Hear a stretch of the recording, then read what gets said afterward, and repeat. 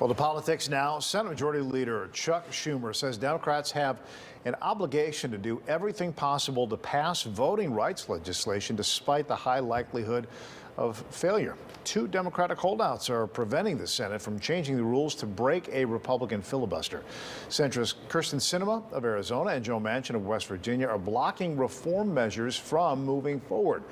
The Democratic caucus is meeting tonight to discuss their options. And joining us now to discuss more about this bill is Professor Bill Muck, the chair of the Department of Political Science at North Central College. Thank you for joining us. So just this afternoon, Illinois Senator Dick Durbin said he wants to use the nuclear option to force senators to mount a talking filibuster. And I thought to myself, okay, political theater.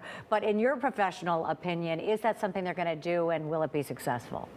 They may try it, right? I think Democrats need to do everything they can to show they're putting up a good fight, and they might do that. They may move away from the silent filibuster to say to Republicans, if you want to stop this, you're going to actually have to talk. But the rules are against them. So at the end of the day, it's going to be a really uphill battle. But Democrats have put so much effort, and Biden has put so much effort into this, that I think they have to try every possibility before they realize that this is likely not going to work.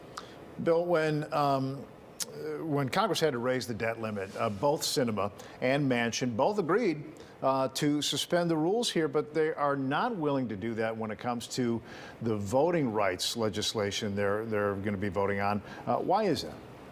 Well, they've suggested that the first time was just a one-time opportunity, and it wasn't a pattern.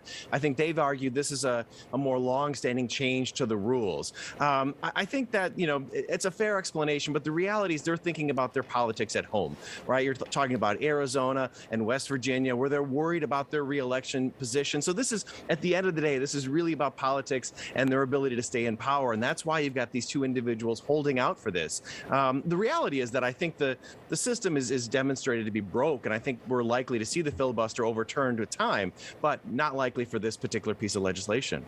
So it sounds like you don't think there's any chance of changing their minds. And so I guess the bottom line question is there a path to passage for this? Not in the immediate future, which means that I think what Democrats are going to have to do is they're going to have to go out and spend a lot of money. So a number of states, southern state, Republican states, have passed legislation that Democrats see as making it more difficult to get people to the polls. So Democrats are going to have to go out and spend time and money and effort to make individuals in those communities to learn how to vote. You're seeing some of this already in Texas, which has enacted real laws. Voters are being rejected. Mail-in ballots are being rejected, or the applications are being rejected. So it's going to have real implications for the midterm elections, and Democrats are going to have to try to find other ways of overcoming this burden. And we're really talking about two pieces of legislation, Bill. One to protect the voting by mail and access to polling locations. The other is counting votes and the role that the federal government would have in that say here. Can you talk about the difference and, whether either one of them has its own right to passage beyond the other? It's a great question. So, so the John Lewis Voting Rights Act is really dealing with the Supreme Court case in 2013 that overturned the Voting Rights Act, or key elements of the Voting Rights Act. And that would, again, bring in the Justice Department to oversee states who are making major changes to their voting legislation. The Freedom to Vote Act is exactly as you said, dealing more with, how early can you go vote? Is there, 2 weeks of early voting? Are there drop boxes? Can you do voting by mail, right? So it's more of those day-to-day logistical items of voting. And Republicans have shown an opposition to both of them, right? So they're concerned about that in terms of what they argue is voter fraud. So you've got both sides of the country are very worried about the democracy and the state of the democracy.